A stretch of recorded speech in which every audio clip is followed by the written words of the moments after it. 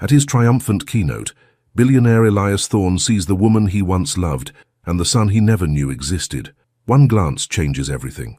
Before we get into the story, comment below where in the world you are watching from today. The morning sun shone brightly over Harvard University's campus. Flags waved gently in the breeze as excited families filled the seats for the spring commencement ceremony. For Elias Thorne, this day wasn't about receiving a diploma. He'd already done that 5 years ago. Today he was returning as one of the youngest keynote speakers in Harvard's history. At 30 years old, Elias had everything a man could want. His tech company, ValueStream, was worth billions. His face had graced the covers of Forbes and Time magazine. He owned a penthouse in Boston and a beach house in the Hamptons. But there was one thing missing from his perfect life: love. 5 minutes, Mr. Thorne, a student volunteer said, poking her head into the preparation room where Elias was reviewing his notes. Thank you, Elias replied, straightening his crimson tie. He looked in the mirror and barely recognized himself. Gone was the scrappy kid from South Boston who'd fought his way into Harvard on scholarships. In his place stood a polished businessman in a $3,000 suit. His assistant, Marcus, rushed in with a bottle of water. The place is packed. Every news outlet in Boston is here, CNN too. Any sign of my mother? Elias asked, taking a sip. Front row, center. Designer outfit. Can't miss her, Marcus said, checking his tablet. She's already given 3 interviews about how proud she is of her self-made son. Elias frowned. His mother, Margaret Thorne, loved the spotlight his success had brought her. She'd quickly forgotten the years she'd spent telling him he was wasting his time with computers. Now she acted like his biggest supporter. Let's get this over with, Elias said, tucking his speech into his jacket pocket. As he walked toward the stage, memories flooded back. It was on this campus that he'd met Janelle Ward during freshman orientation. She was the smartest person in their computer science class, beautiful, fierce, and unwilling to let anyone intimidate her, especially the rich kids who dominated Harvard's social scene. They'd fallen in love over late-night study sessions and early morning coffee runs. By junior year, they were inseparable. His family had hated her, not because she was black, they'd never admit that, but because she came from a middle-class family in Chicago and didn't understand their world. But Elias hadn't cared. They'd gotten married in a small ceremony during winter break of senior year. No family, just friends. It was the happiest day of his life, until it wasn't. After graduation, when his startup began to take off, everything changed. Money, pressure, long hours. His mother constantly in his ear about how Janelle was holding him back. And then the fights started. Terrible, hurtful arguments that left them both wounded. The divorce was finalized 5 years ago, almost to the day. And then Janelle vanished from his life completely. No calls, no emails, nothing, as if she'd never existed. Mr.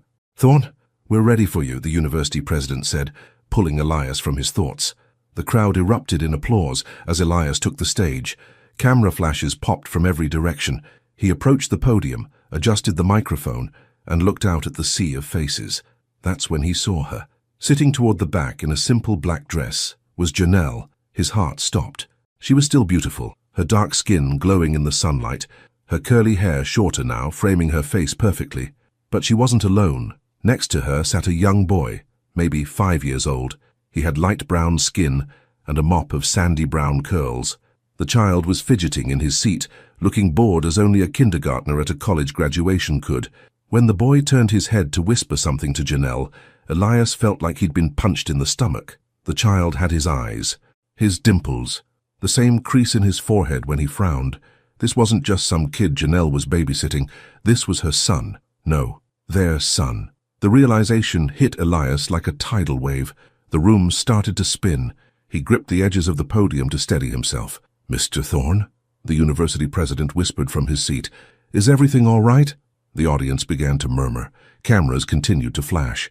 In the front row, his mother raised an eyebrow, her face a perfect mask of concern for the cameras. Elias looked down at his carefully prepared speech. Words about success, perseverance, and the future. Empty words that suddenly meant nothing. He had a son he never knew existed. A son who was sitting right there, holding Janelle's hand, completely unaware that his father was standing 20 yards away, staring at him like a ghost. Elias began, his voice cracking. He cleared his throat and tried again. I had a speech prepared today. The audience fell silent. I was going to talk about success, about building companies and changing the world. His eyes found Janelle again. She was staring straight at him, her expression unreadable. But sometimes life reminds you that success isn't measured in dollars or magazine covers. In the front row, his mother shifted uncomfortably. 5 years ago, I stood where you're sitting now. I thought I had it all figured out. I was wrong. Elias's voice grew stronger. I made the biggest mistake of my life. I let someone go who was worth more than all my companies combined. Janelle's eyes widened. She whispered something to the boy and began gathering their things. No, she couldn't leave, not again. I've spent 5 years building an empire, Elias continued, abandoning his speech entirely. But what good is an empire if you have no one to share it with? Janelle stood, taking the boy's hand. They began moving toward the exit. Thank you for this honor, Elias said quickly. Graduates, don't make the same mistakes I did. Don't confuse wealth with worth. Don't. But his words trailed off as he watched Janelle disappear through the exit doors, the little boy looking back once with curious eyes. Elias stepped away from the podium, ignoring the confused applause. Mr. Thorne, your speech, the university president said, rising from his chair. I'm sorry, Elias muttered. Family emergency. He rushed off the stage, nearly knocking over a student volunteer in his haste to reach the exit. Behind him, he could hear the crowd buzzing with excitement. What a story this would make. Billionaire Elias Thorne abandoning his keynote address to chase after a mystery woman and child. His mother would be furious. But for once in his life, Elias didn't care what his mother thought. He had to find Janelle. He had to know the truth. Was that little boy his son? Why had she kept him a secret? Why show up now after all these years? Elias burst through the exit doors into the bright sunshine. He scanned the crowded paths, desperate for a glimpse of Janelle's black dress or the boy's curly hair. There, heading toward the parking lot. Janelle was walking quickly, the boy struggling to keep up with her long strides. Janelle! Elias called out. Wait! She froze, her back stiffening. Slowly she turned around, pulling the child closer to her side. Hello, Elias, she said, her voice calm but her eyes wary. Congratulations on your success. Elias stopped a few feet away from them, suddenly at a loss for words. Up close, there was no denying it.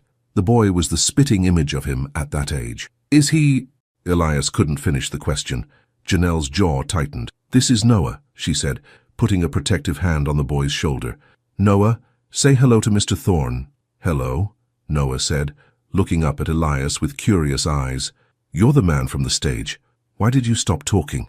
Elias knelt down to the boy's level, his heart pounding so hard he was sure they could hear it.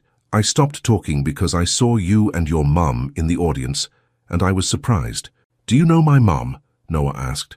Before Elias could answer, Janelle cut in. Mr. Thorne and I went to school together a long time ago. We were friends. Friends. Was that all she would admit to? Elias stood back up, his eyes locked with Janelle's. We need to talk, he said quietly. Not now, she replied, glancing around at the people starting to stream out of the ceremony. Some were already pointing in their direction, phones raised to take pictures. Then when? Elias pressed. Janelle hesitated. We're staying at the Charles Hotel, room 412. Come by tonight at 8. Noah will be asleep. I'll be there, Elias promised. Mom, I'm hungry, Noah complained, tugging at Janelle's dress.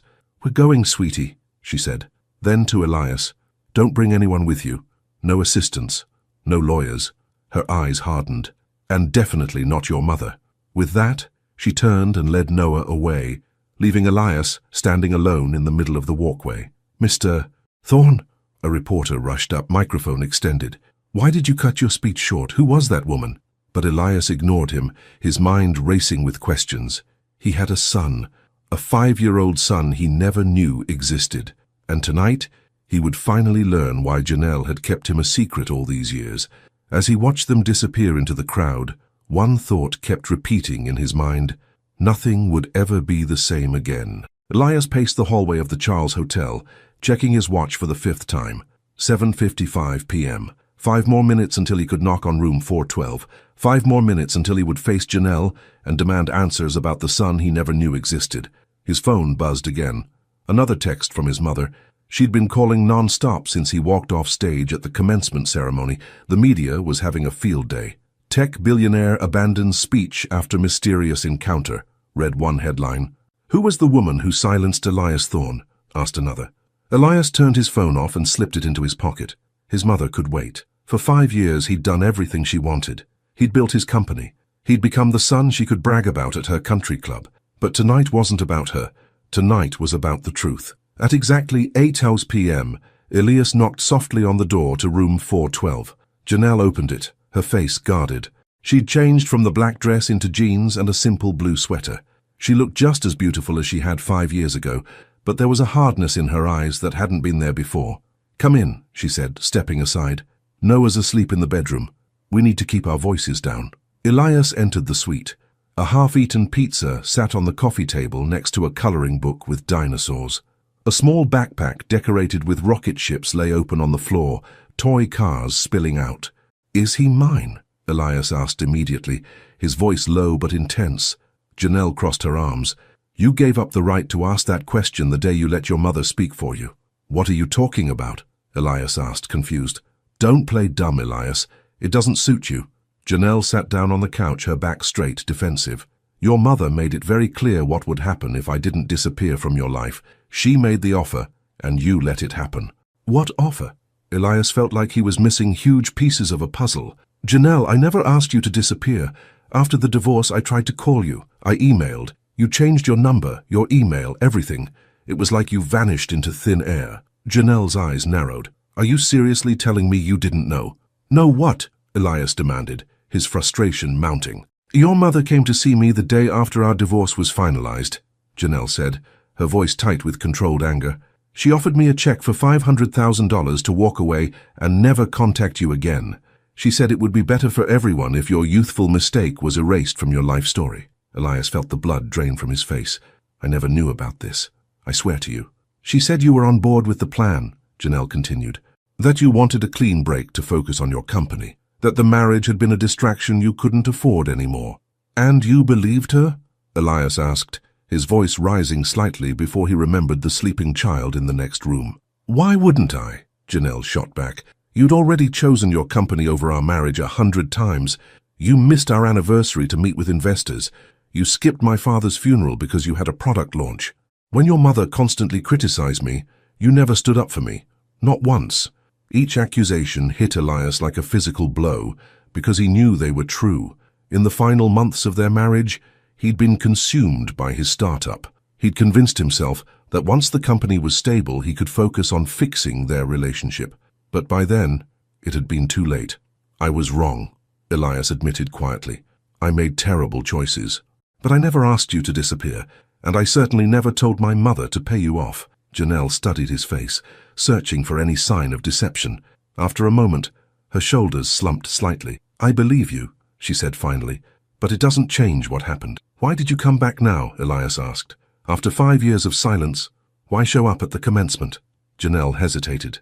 "Noah's been asking about his father. I've always told him his daddy was a smart man who lived far away, but recently he's been asking more questions. Why doesn't his father visit? Why don't we visit him? Why doesn't he look like the other dads at his school?" "So you brought him to see me?" Elias asked, hope rising in his chest. "No," Janelle shook her head. "I took a teaching position at MIT. We're moving to Boston next month.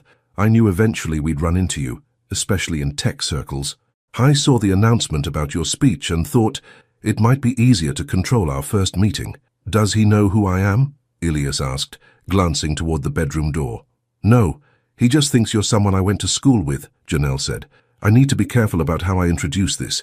He's sensitive, Elias. He feels things deeply." "Like you," Elias said softly. A ghost of a smile crossed Janelle's face. "Like both of us, actually." A small voice came from the bedroom doorway. "Mom, who are you talking to?" They both turned to see Noah standing there, rubbing his eyes sleepily. He wore blue pajamas covered with stars, and his curly hair was sticking up on one side. "Noah, honey, you should be asleep," Janelle said, rising quickly. "I heard voices," Noah said. His eyes landed on Elias and his face brightened with recognition. "You're the man from the stage today, the one who stopped talking." Elias smiled, his heart racing at the sight of his son. "That's right. My name is Elias." "I'm Noah. I'm 5.5, the boy said proudly. "That's very grown up," Elias replied, fighting back the emotion threatening to overwhelm him. This was his son, his child, a little person who had his eyes, his dimples, his curls. "Why are you in our hotel room?" Noah asked, his head tilted curiously. Mr. Thorne and I needed to talk about some grown-up things, Janelle explained, placing her hands on Noah's shoulders.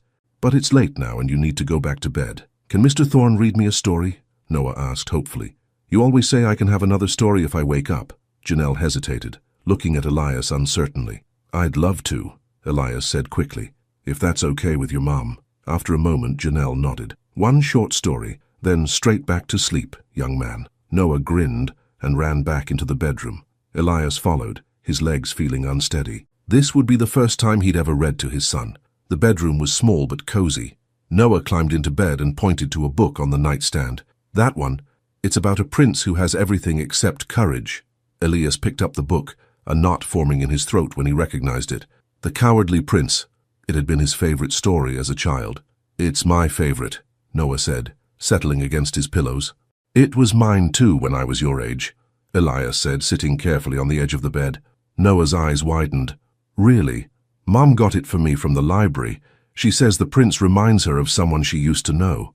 Elias glanced toward the doorway, where Janelle stood watching them, her expression unreadable. He opened the book and began to read.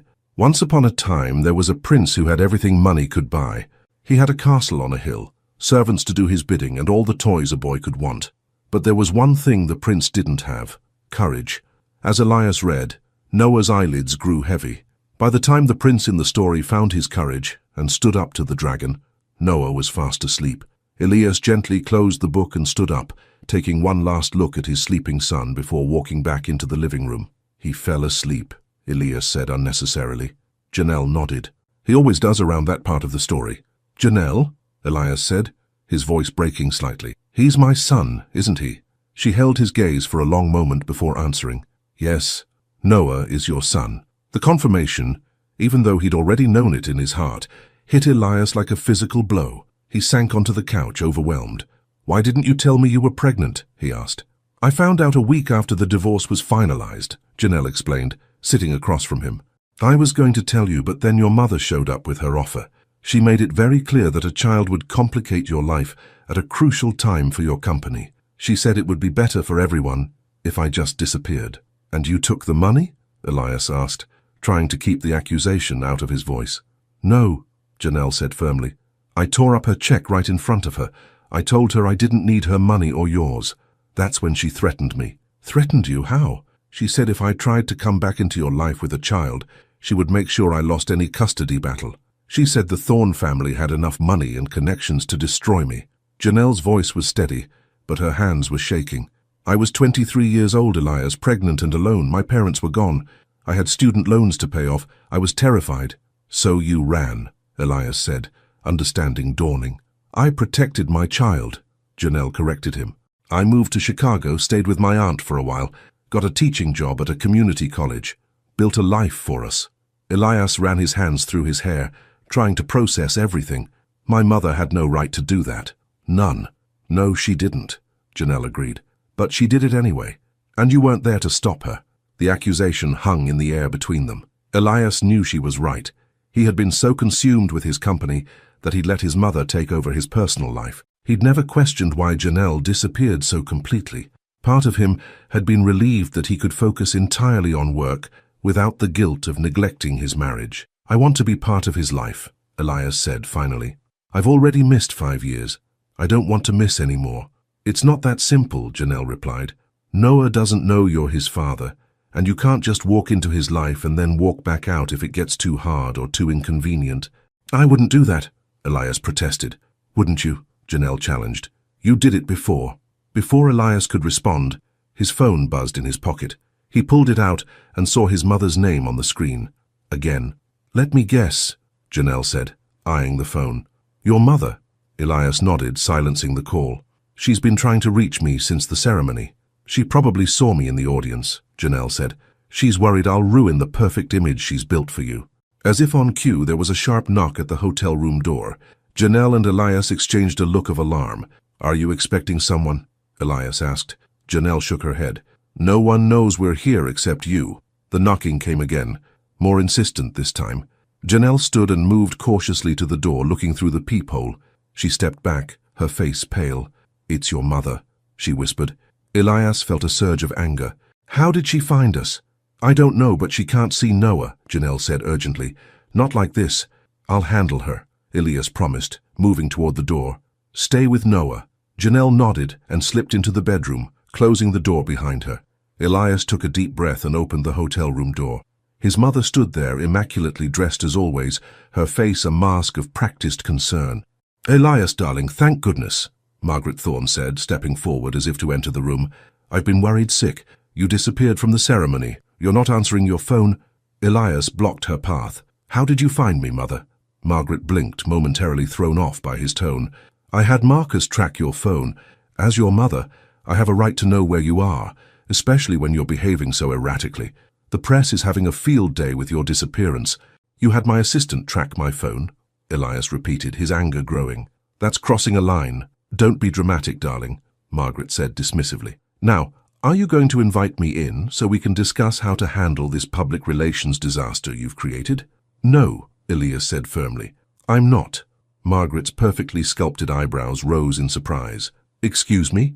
You heard me. This is a private meeting and you weren't invited. Margaret's gaze sharpened, looking past him into the hotel suite. Is she here, that ward girl? I saw her at the ceremony. Her name is Janelle Thorne, Elias corrected. She kept my name after the divorce. A divorce you never should have had to go through in the first place, Margaret sniffed. That marriage was a mistake from the beginning. Thank goodness you came to your senses before any permanent damage was done. Elias felt his control slipping. Permanent damage? You mean like a child? Margaret's face paled slightly. What are you talking about? I know what you did, Elias said, his voice low and dangerous. I know about the money you offered Janelle, about the threats you made when she told you she was pregnant. She told you she was pregnant? Margaret's laugh was brittle. And you believed her? Darling, she was obviously lying to try to get more money in the divorce settlement.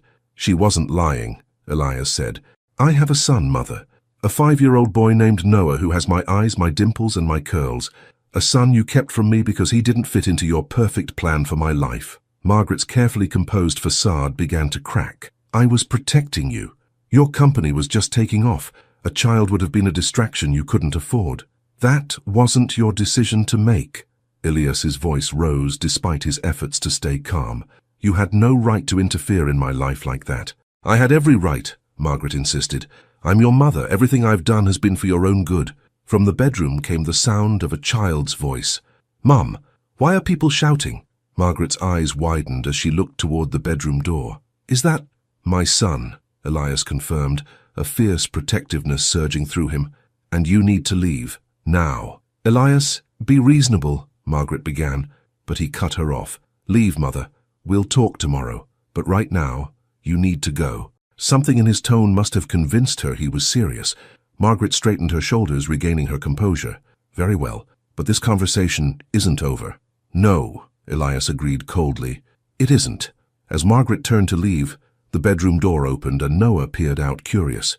Janelle stood behind him, her hands protectively on his shoulders. Margaret froze, her eyes locked on Noah. For a moment, no one spoke. Then Noah broke the silence. Who are you? He asked Margaret. Before Margaret could answer, Elias stepped between them. She was just leaving, he said firmly. Good night, Mother. Margaret's lips thinned into a tight line, but she said nothing more. With one last look at Noah, she turned and walked away.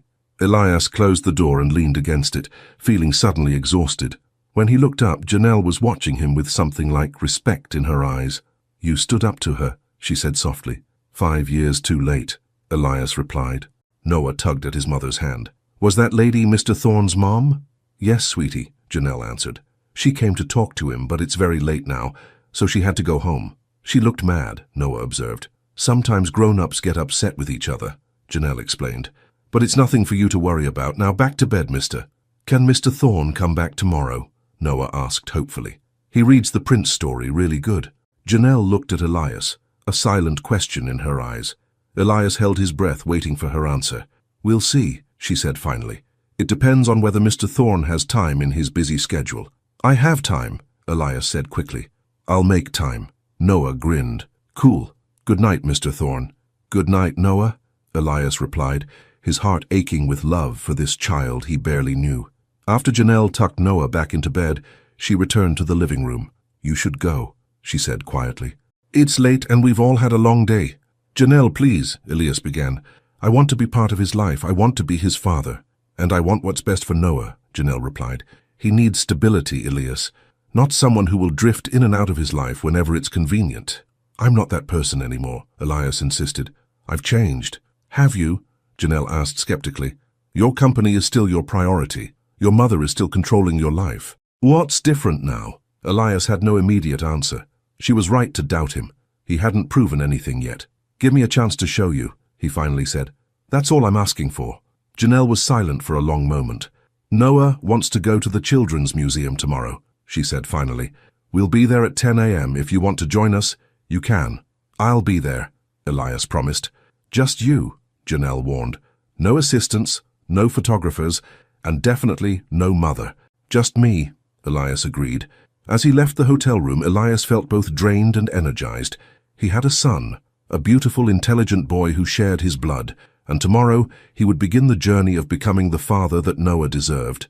But first, he had to deal with his mother, because one thing was crystal clear. Margaret Thorne was not going to give up without a fight. The Boston Children's Museum was crowded with families enjoying their Saturday morning. Elias arrived 15 minutes early, nervously checking his watch as he waited near the entrance. He'd barely slept last night, his mind racing with thoughts of Noah and Janelle and the confrontation with his mother. He spotted them walking up the sidewalk. Noah was skipping excitedly, pulling Janelle along by the hand. The boy wore jeans, sneakers, and a blue t-shirt with dinosaurs on it. Janelle was dressed casually in jeans and a simple green sweater. They looked like any normal mother and son out for a day of fun. Except they weren't just any mother and son. They were his family, a family he never knew he had. Mr. Thorne, Noah called out when he spotted Elias. You came. I promised I would, Elias replied, smiling. He nodded at Janelle. Good morning. Morning, she said, her expression guarded but not unfriendly. I wasn't sure you'd make it. I told my assistant to clear my schedule for the day, Elias said. No calls, no meetings, no interruptions. Something like approval flickered in Janelle's eyes. Noah's been excited all morning. The dinosaur exhibit is his favorite. Dinosaurs, huh? Elias grinned at Noah. I loved dinosaurs when I was your age too. Really? Noah's eyes widened. What's your favorite? Triceratops, Elias answered without hesitation. Mine too, Noah exclaimed, bouncing on his toes. They have horns to protect themselves and they're vegetarians, so they're not mean like T-Rex. Elias laughed, delighted by his son's enthusiasm. That's exactly why I like them too. Janelle watched their interaction with a complicated expression. We should head inside, she said. It gets more crowded later in the day. As they entered the museum, Elias noticed people staring and whispering. He was used to being recognized. His face had been on enough magazine covers, but today it made him uncomfortable. He didn't want the attention to spoil their time together. People are looking at you, Noah observed as they approached the ticket counter. I'm in the news sometimes, Elias explained simply, because of my work. What do you do? Noah asked. I make computers and programs that help people do things faster, Elias said, trying to explain his tech company in terms a 5-year-old could understand. Like games? Noah asked. Some of them are like games, Elias nodded, but mostly they help grown-ups with their work. That sounds boring, Noah declared. Janelle stifled a laugh. Noah, that's not polite. It's okay, Elias smiled. Sometimes it is boring. That's why it's good to take breaks and do fun things, like going to the dinosaur exhibit with you. Noah beamed at that, grabbing Elias's hand without thinking. Come on, it's this way. The simple gesture, his son taking his hand, made Elias's throat tighten with emotion. He glanced at Janelle, who gave him a small nod, permission to go along with Noah's enthusiasm. For the next 2 hours they explored the museum together. Noah raced from exhibit to exhibit, explaining dinosaur facts to Elias with the confident authority only a 5-year-old could muster. Elias listened attentively, asking questions and showing genuine interest in everything Noah shared. He's never normally this comfortable with strangers, Janelle said quietly, as they watched Noah examining a fossil display. He's usually shy at first. Maybe on some level he feels the connection, Elias suggested. Janelle didn't answer, but her expression softened slightly. Mom, I'm hungry, Noah announced, returning to them. Can we get lunch? There's a cafe on the 2nd floor, Janelle said. We can eat there. As they sat at a small table with sandwiches and juice boxes, Noah bombarded Elias with questions about his life, his work, and especially about the big speech he'd been giving yesterday. "Why did you stop talking when you saw us?" Noah asked between bites of his peanut butter and jelly sandwich. Elias glanced at Janelle, unsure how to answer. She gave a slight shake of her head, a warning not to reveal too much. "I was surprised to see your mom," Elias said carefully. "It had been a long time since we'd seen each other, and I forgot what I was supposed to say next."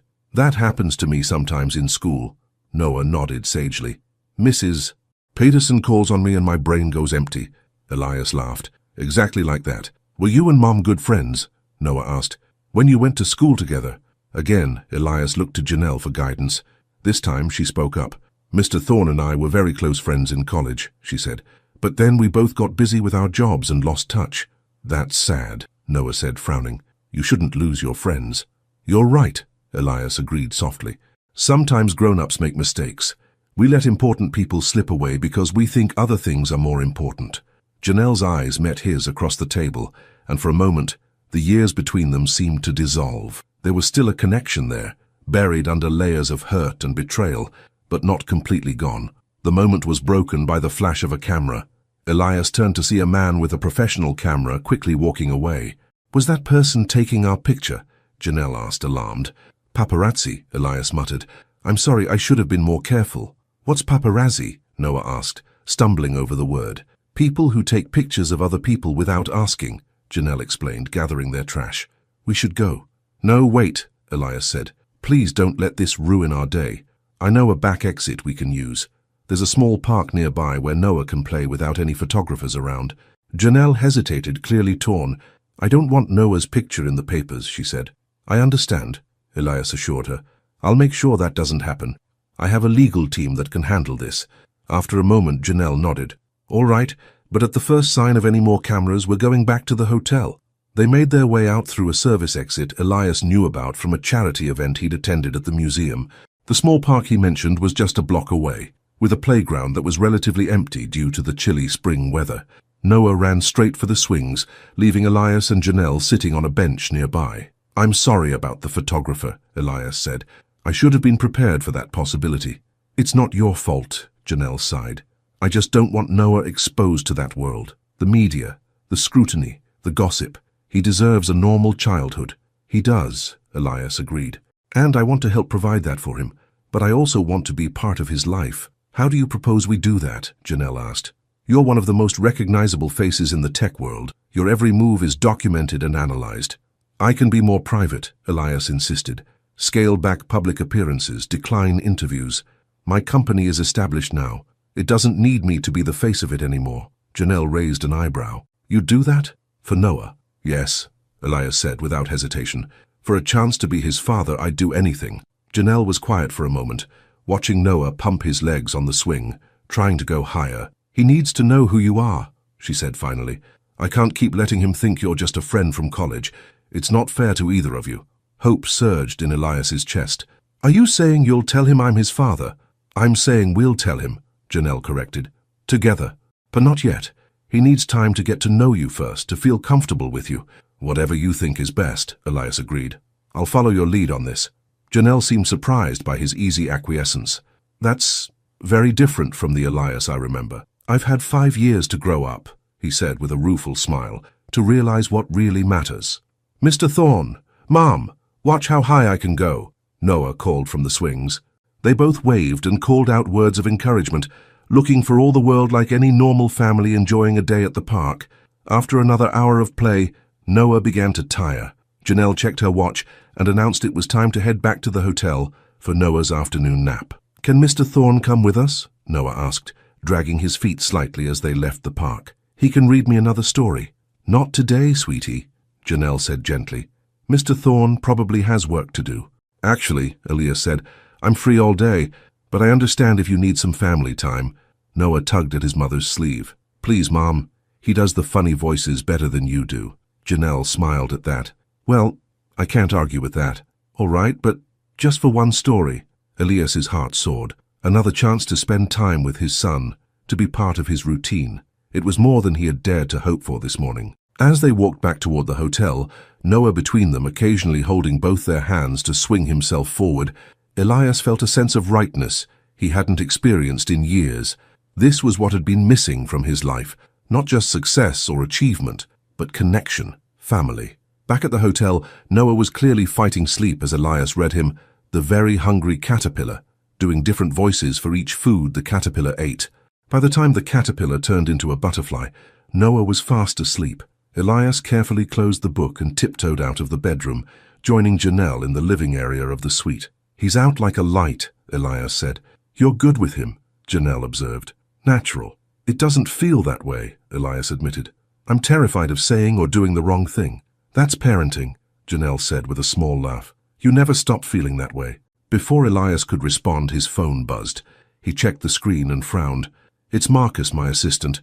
He knows not to bother me today unless it's an emergency." "You should take it," Janelle said. Elias answered the call. "Marcus, what is it?" As he listened, his expression darkened. "When did this happen?" "I see. No, you did the right thing calling me." "Yes, I'll handle it. Thanks."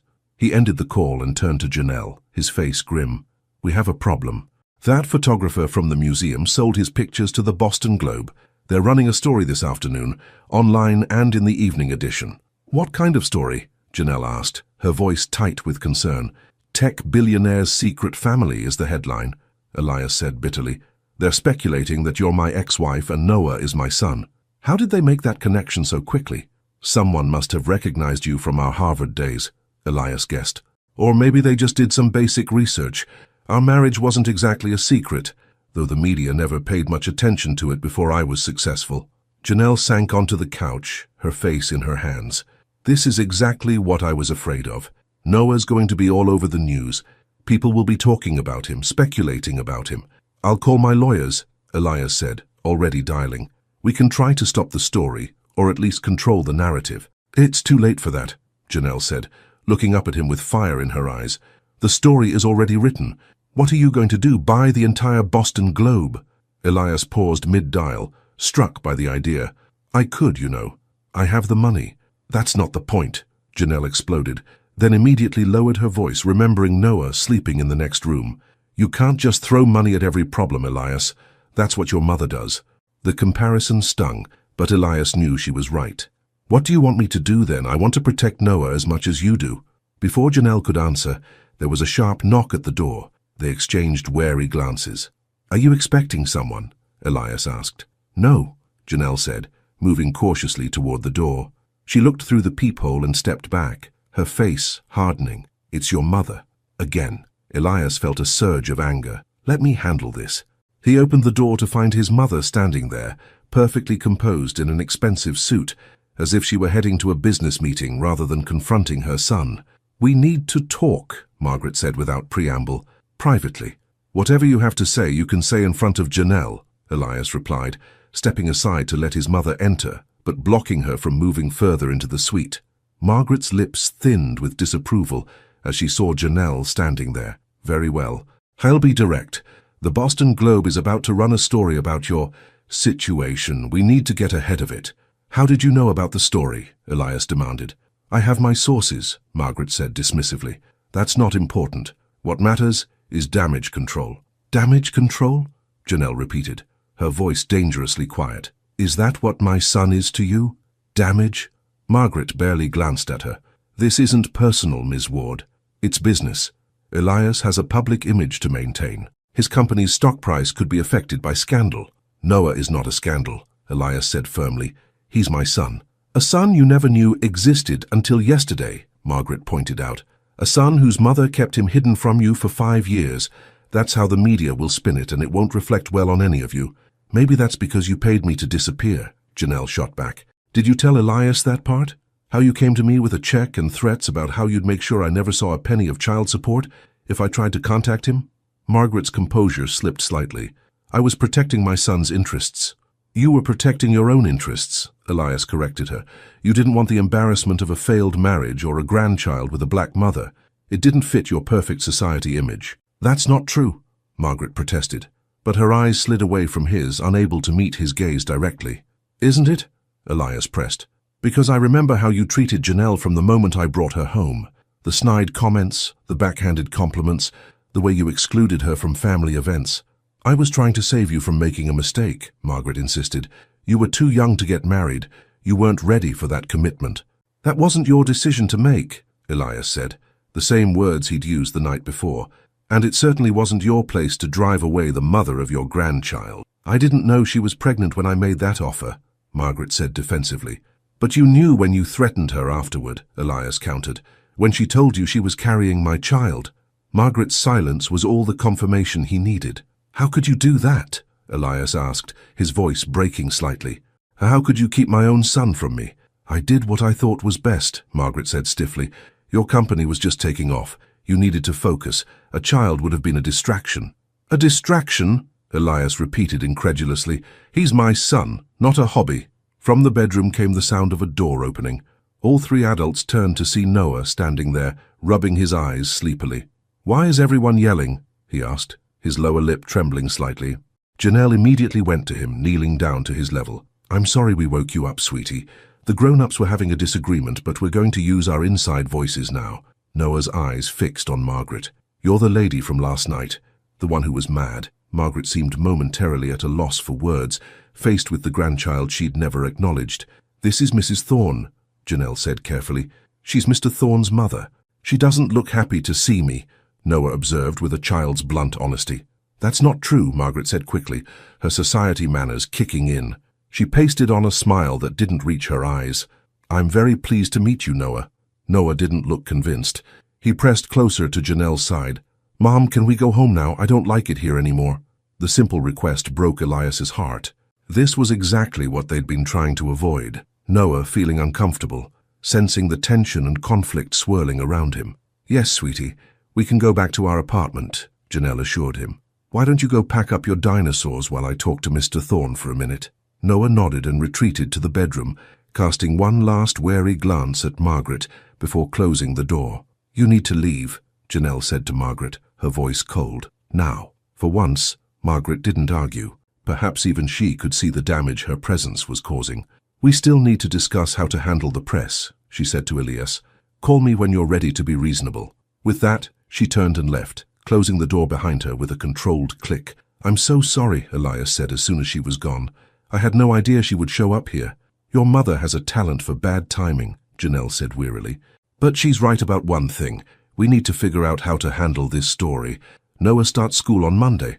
I don't want him walking into a classroom where all the parents have read about him in the newspaper. Elias thought for a moment. What if we control the narrative? Give an exclusive interview to someone reputable on our terms. Set the record straight. An interview? Janelle looked skeptical. I don't want Noah paraded in front of cameras.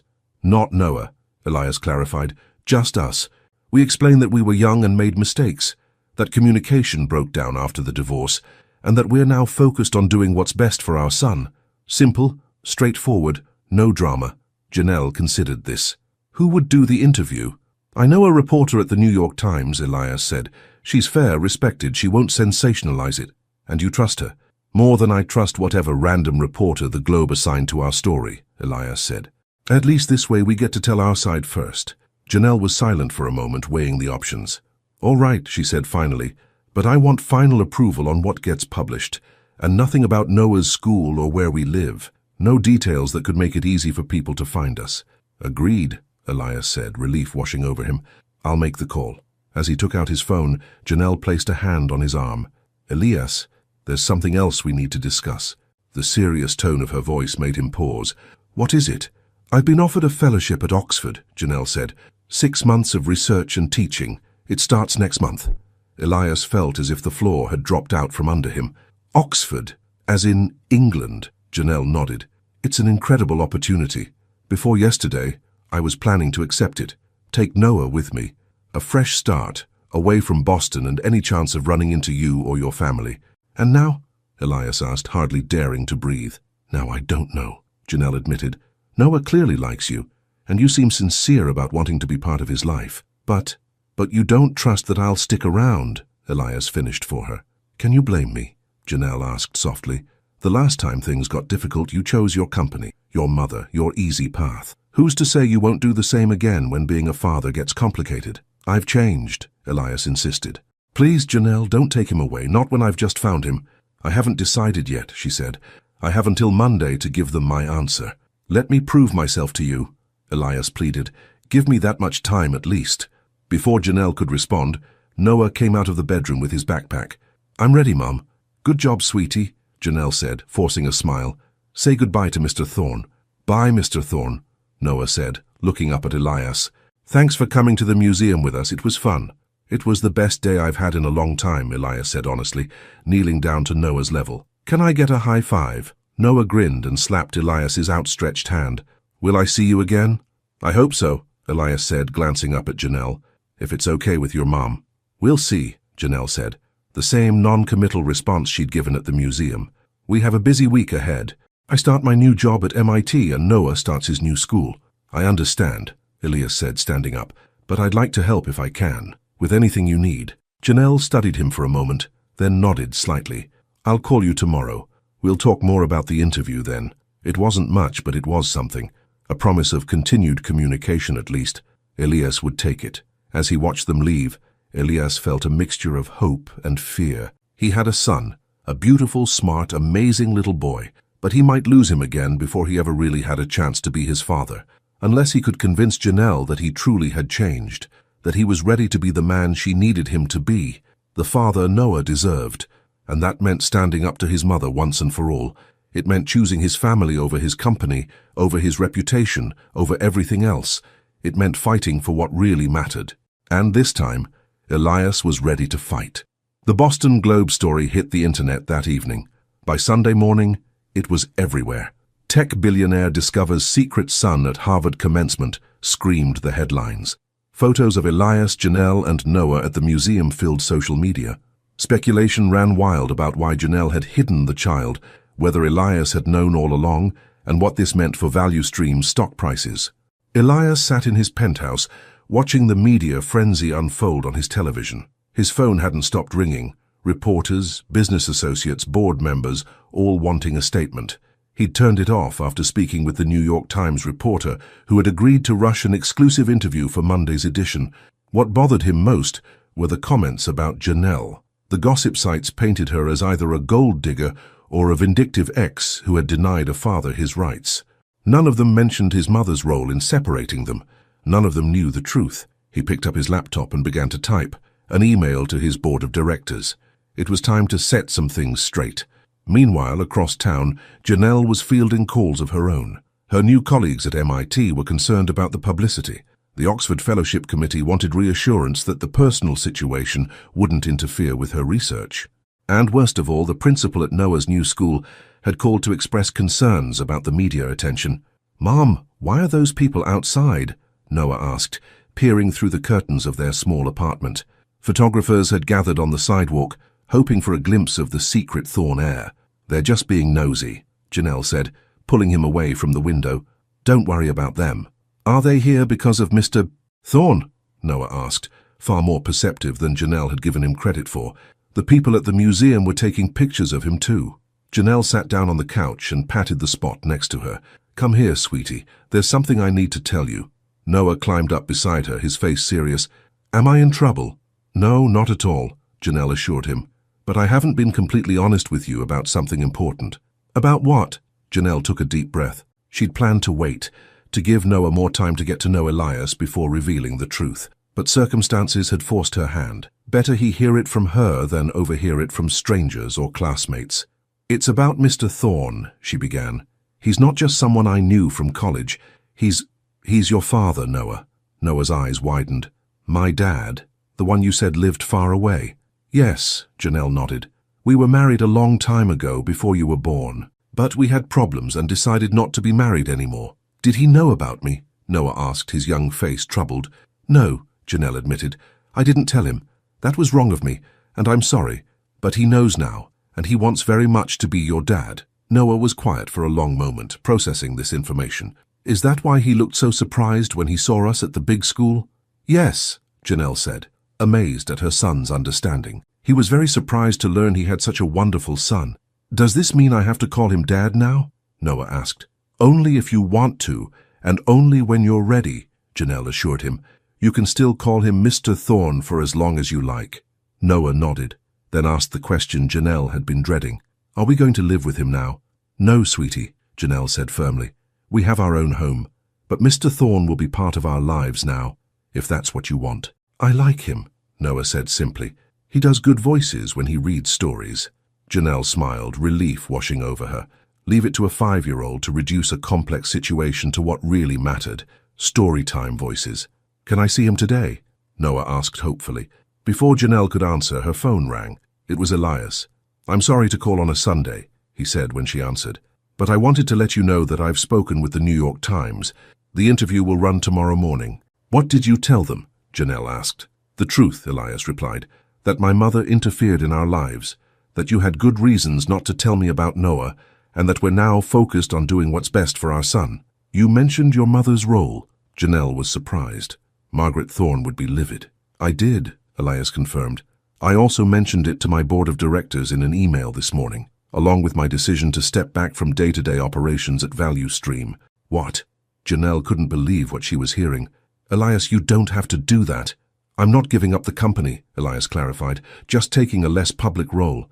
My COO will handle the press, the presentations, the travel. I'll focus on product development, which is what I've always loved anyway, and it means I can stay in Boston. Be present for Noah. There was a pause before he added, and for you, if you'll let me. Janelle wasn't sure how to respond to that. Part of her heart still belonged to the young man she'd fallen in love with at Harvard, but that man had let her down when it mattered most. Could she trust this new version of Elias? Noah's asking to see you, she said, instead of addressing his last comment. We just had a talk about who you really are. You told him. Elias sounded both nervous and excited. How did he take it? Better than I expected, Janelle admitted. He's a resilient kid, and he already likes you, which helps. Can I come over? Elias asked eagerly. Janelle glanced out the window at the photographers camped outside. Not here. There are paparazzi everywhere. But we could meet you somewhere. My penthouse, Elias suggested. The building has private security and an underground garage you could drive into without being seen. Or we could meet at a park outside the city. The penthouse, Janelle decided. Less chance of being photographed. I'll text you the address and garage code, Elias said. And Janelle, thank you for giving me this chance. 2 hours later, Janelle and Noah arrived at Elias's building. The security guard nodded respectfully as they drove into the private garage, showing no sign of recognizing them. A private elevator took them directly to the penthouse floor. Elias was waiting when the doors opened. He looked different, more casual in jeans and a simple button-down shirt, his hair slightly tousled as if he'd been running his hands through it nervously. Hi, he said simply, his eyes moving from Janelle to Noah. Thank you for coming. Noah stood half hidden behind Janelle's legs, suddenly shy now that he knew the truth about who Elias was. It's okay, sweetie, Janelle encouraged him. Say hello. Hi, Noah said quietly, peering up at Elias. Elias knelt down to Noah's level. I'm really glad you came to visit me, Noah. I have some dinosaur toys in the living room, if you want to see them. Noah's eyes lit up. Real dinosaur toys? Brand new ones, Elias confirmed. I got them this morning, special for you. That was all it took to break the ice. Noah stepped forward eagerly, his earlier shyness forgotten. Can I see them now? Follow me, Elias said, leading them into a spacious living room with floor-to-ceiling windows overlooking Boston Harbor. On the coffee table sat a collection of dinosaur figures, still in their packaging. Wow! Noah exclaimed, rushing forward. A Triceratops and a Stegosaurus. And look, Mom, a Brachiosaurus with a long neck. I see them, Janelle smiled, watching as Elias helped Noah open the packages. The genuine delight on Elias's face as he played with his son made her heart ache. This was what should have been happening for the past 5 years. This was what her silence and his mother's interference had stolen from them both. While Noah was occupied with the dinosaurs, Janelle took a moment to look around the penthouse. It was beautiful but impersonal. Expensive furniture, abstract art, no family photos. It felt like a hotel suite rather than a home.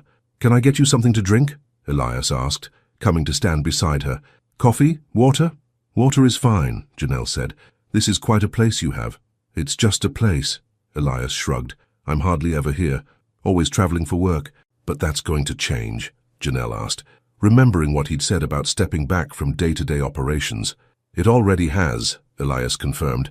The board accepted my proposal this morning. Marcus is already working on the press release. By tomorrow afternoon, I'll be officially transitioning to Chief Innovation Officer, focusing on product development. No more travel, no more keynotes, no more magazine covers. Your mother must be thrilled, Janelle said sarcastically. I wouldn't know, Elias replied. I blocked her number after I sent the email to the board mentioning her role in separating us. She's probably tried to call, but... He held up his phone, showing the blocked contact. Janelle raised an eyebrow, impressed despite herself. That's a big step for you. I should have taken it 5 years ago, Elias said regretfully. I let her control too much of my life. That stops now. Their conversation was interrupted by Noah, who came running over with a dinosaur in each hand. Mr. Thorne, you can call me whatever makes you comfortable, Elias assured him gently. Mr. Thorne is just fine for now. Noah looked relieved. Mr. Thorne, can the dinosaurs have a battle on the couch? It's bigger than the coffee table. Absolutely, Elias grinned. In fact, why don't we build them a proper battlefield? I have some cushions and blankets we could use to make mountains and caves. Noah's eyes widened with excitement. Yes, can we, Mom? Go ahead, Janelle smiled. Just be careful not to break anything. For the next hour she watched as Elias and Noah built an elaborate dinosaur world across the living room. Elias was patient and attentive, following Noah's lead and making suggestions only when asked. There was no awkwardness between them, no hesitation. It was as if they'd known each other all their lives. As the afternoon wore on, Noah began to get hungry. Elias ordered pizza, and they ate it around the coffee table. Noah chattering excitedly about his dinosaur battle, while Elias listened attentively to every word. Do you have ice cream? Noah asked hopefully after finishing his pizza. I don't, Elias admitted, but there's a great ice cream shop just down the street.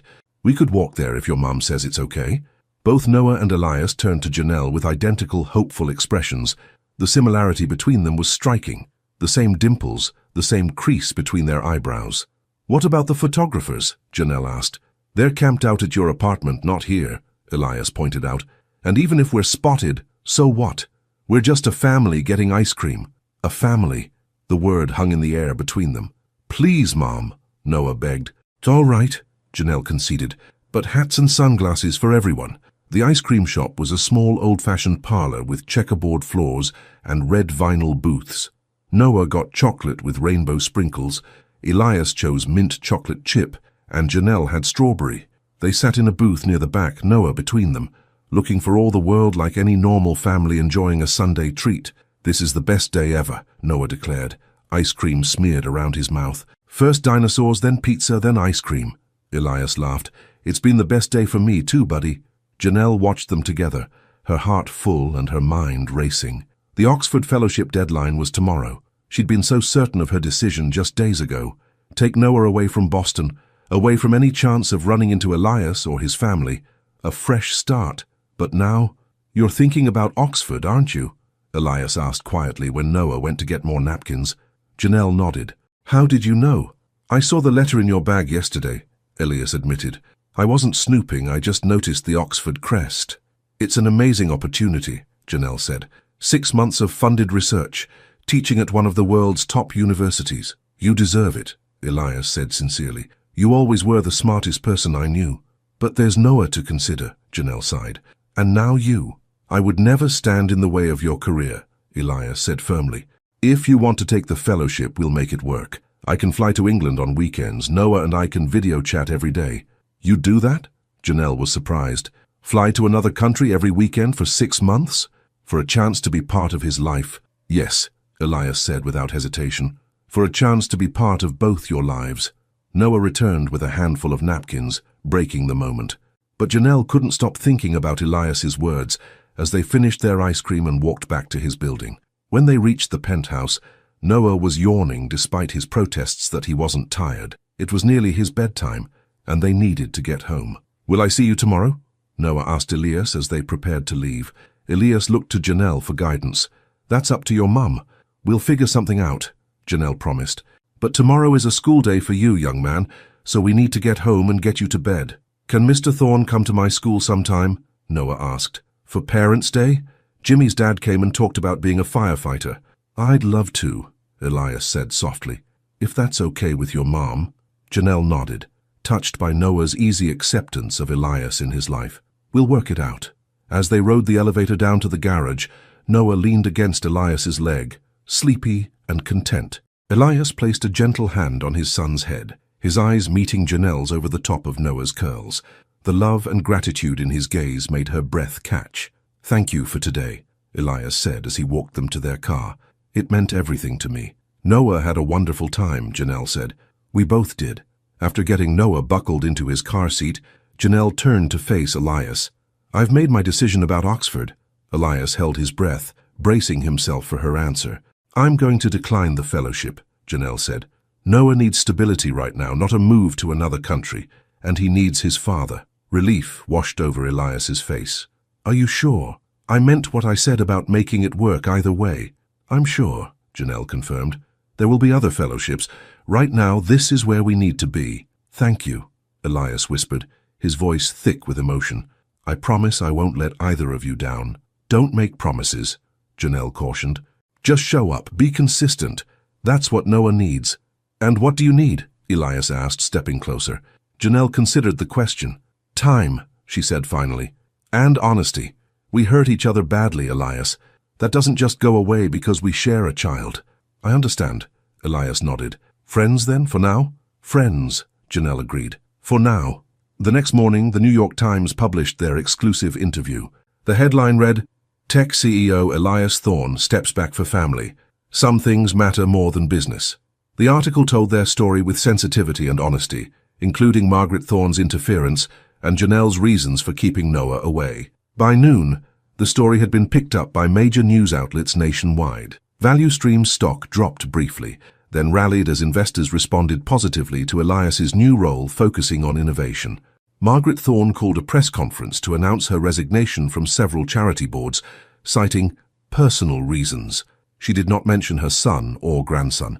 At 3 o'clock, Elias arrived at Noah's new school.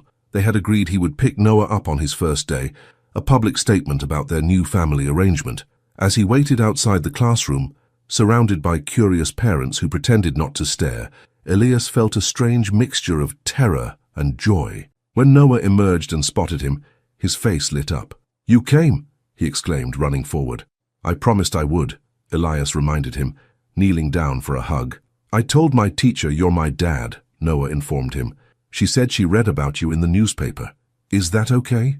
Elias asked, suddenly worried. "That people know I'm your dad?" Noah nodded solemnly. "As long as you keep coming to get me. Jimmy's dad doesn't come anymore since he moved to Florida. He only calls on birthdays." "I'll be here," Elias promised, his heart breaking for what this child feared. "Every day that you want me to be, I'll be here."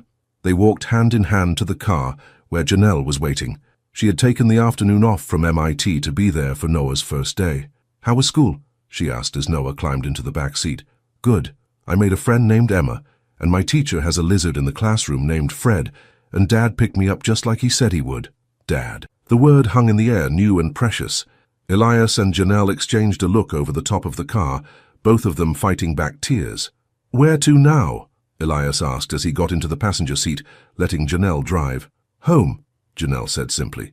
"We're going home." As they drove through Boston, Noah chattering in the back seat about his day, Elias felt a sense of peace he hadn't experienced in years. This wasn't the life he had planned. It was messy and complicated and uncertain. But it was real. It was honest. And for the first time in too long, it felt right. 1 month later, Elias stood on the tarmac at Logan International Airport, watching a private jet prepare for departure. Inside was his mother, on her way to her house in Palm Beach. She had finally agreed to meet Noah, a tense and awkward lunch during which she had tried and failed to connect with her grandson.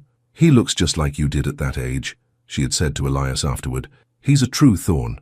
"He's his own person," Elias had corrected her, "and I intend to let him stay that way." They had parted with stiff formality, the relationship damaged perhaps beyond repair, but Elias felt no regret as he watched the jet take off. Some ties needed to be loosened for new ones to form. He drove to Janelle's apartment building, their building now, since he had bought the unit next to hers and connected the two, giving them all more space while maintaining separate bedrooms for him and Janelle. It wasn't a conventional arrangement, but it worked for them, for now. Noah was waiting at the window, waving excitedly as Elias parked the car. Janelle stood behind him, her smile warm but still cautious. They were taking things slowly, rebuilding trust day by day. "Dad's home," Noah called out as Elias entered the apartment. "Can we go to the park now?" "You promised." "I did promise," Elias agreed, hanging up his coat. Let me just change my shoes. As he moved toward his room, Janelle touched his arm. Everything okay with your mother? As okay as it's going to be, Elias replied. She's on her way to Florida. Said she'll call it Christmas. Janelle nodded, understanding the complicated mix of relief and sadness he felt. Noah's been waiting all day for the park. He has a new dinosaur fact he wants to tell you. Another one? Elias laughed. What is it this time? How many teeth in a T-Rex? Something about Brachiosaurus eating habits, Janelle smiled. He's been practicing saying herbivore all morning. As they walked to the park, Noah between them, occasionally swinging from their hands, Elias caught Janelle's eye over their son's head. She gave him a small private smile. Not the smile of a woman in love, not yet, but the smile of someone who was beginning to trust again, to hope again. It wasn't reconciliation, not yet, but it was the beginning of something new, something honest, and this time it was on her terms.